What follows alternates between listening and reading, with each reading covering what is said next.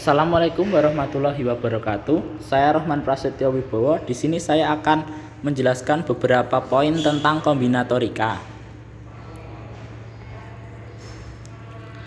Kombinatorika adalah cabang ilmu matematika yang mempelajari pengaturan objek-objek. Solusi dari kombinatorika yaitu jumlah cara pengaturan objek-objek tertentu dalam himpunannya. Yang pertama, prinsip inklusi dan eksklusi. Inklusi dan eksklusi merupakan salah satu teknik perhitungan atau enumerisasi dan digunakan untuk penyelesaian suatu permasalahan yang berkaitan dengan himpunan dan kekardinalannya. Misalkan diberikan suatu himpunan P. Kekardinalan P dilambangkan dengan kardinalitas P dengan kurung garis seperti yang ada di slide. Kurung ini bukan melambangkan nilai mutlak tetapi melambangkan kardinalitas dari P itu sendiri, atau bisa disebut dengan N besar dalam kurung P dibaca jumlah anggota himpunan dari P. Beberapa referensi menjelaskan bahwa N besar tersebut bisa digantikan dengan N kecil. Selanjutnya persamaan-persamaan yang bernilai benar. Yang pertama, kardinalitas dari P union Q kurang dari atau sama dengan kardinalitas P ditambah kardinalitas Q. Alasan kenapa menggunakan tanda kurang dari, karena bisa jadi kardinalitas P atau kardinalitas Q masih memuat P irisan Q sehingga menggunakan tanda kurang dari atau sama dengan.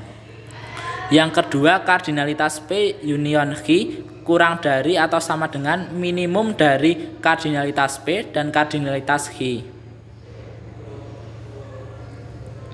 Yang ketiga, kardinalitas beda setangkup dari P dan Q sama dengan kardinalitas P ditambah kardinalitas Q dikurangi 2 kali kardinalitas irisan P dan Q. Atau bisa dengan pembuktian seperti berikut. Kardinalitas P beda setangkup Q sama dengan kardinalitas P union Q dikurangi kardinalitas P irisan Q. Untuk itu bisa kita substitusikan kardinalitas A union B ke poin 5. Sehingga persamaan tersebut menjadi kardinalitas P beda setangkup Q sama dengan kardinalitas P ditambah kardinalitas Q dikurangi kardinalitas irisan P dan Q dikurangi kardinalitas P irisan Q, sehingga kita bisa ringkas menjadi kardinalitas P ditambah kardinalitas Q dikurangi 2 kali kardinalitas P irisan Q. Yang keempat, kardinalitas P dikurangi Q lebih dari atau sama dengan kardinalitas P dikurangi kardinalitas Q. Yang kelima, kardinalitas P union Q sama dengan kardinalitas P ditambah kardinalitas Q dikurangi kardinalitas irisan P dan Q. Artinya adalah menjumlahkan kekardinalan kedua himpunan, kemudian hasil penjumlahan itu dikurangi oleh irisan dari kedua himpunan tersebut. Yang keenam, kardinalitas dari P gabungan Q gabungan R itu bisa menjadi kekardinalan gabungan dari ketiga himpunan tersebut seperti P Q R, kemudian kekardinalannya masing-masing dikurangi dengan pasangan irisan dua himpunan.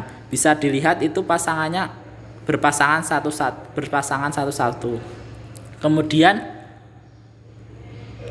hasilnya ditambah dengan irisan dari kardinalitas irisan dari P Q R.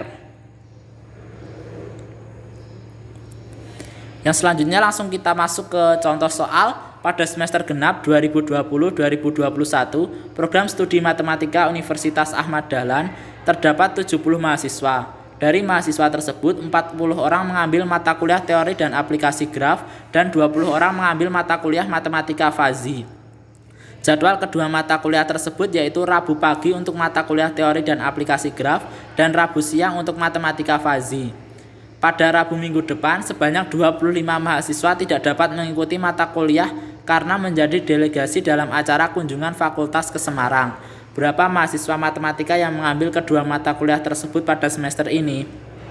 Kita dapat selesaikan permasalahan di atas dengan menjabarkan atau mewakilkan poin-poin ke dalam kata yang singkat seperti S mewakili semesta, G mewakili teori dan aplikasi graf, F mewakili matematika fuzzy, dan saya menambahkan satu lagi yaitu G union F komplement, itu melambangkan delegasi atau mahasiswa yang tidak dapat mengikuti kuliah tersebut. Sehingga nilai dari kardinalitas semesta sama dengan 70, kardinalitas G sama dengan 40, kardinalitas F sama dengan 20, kardinalitas G union F komplement sama dengan 25. Yang ditanyakan di sini adalah jumlah mahasiswa yang mengambil kedua mata kuliah tersebut, atau bisa kita sebut dengan kardinalitas dari G irisan F. Jawaban pada pernyataan di atas bisa kita lihat, yaitu kardinalitas S sama dengan kardinalitas dari G union F ditambah kardinalitas dari G union F komplement. Kardinalitas G union F dapat kita jabarkan menjadi kardinalitas G dikurangi kardinalitas G irisan F. Itu melambangkan mahasiswa yang hanya memilih teori aplikasi graf. Kemudian dijumlahkan dengan mahasiswa yang memilih fuzzy, yaitu kardinalitas F dikurangi kardinalitas G irisan F.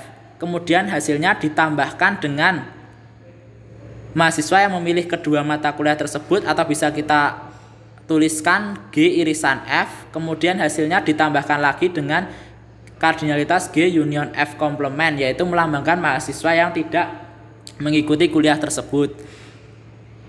Yang selanjutnya kita masukkan angka-angkanya. Semesta kita masukkan 70, G kita masukkan 40, 20 F kita masukkan 20, kemudian dikurangi kardinalitas G irisan F.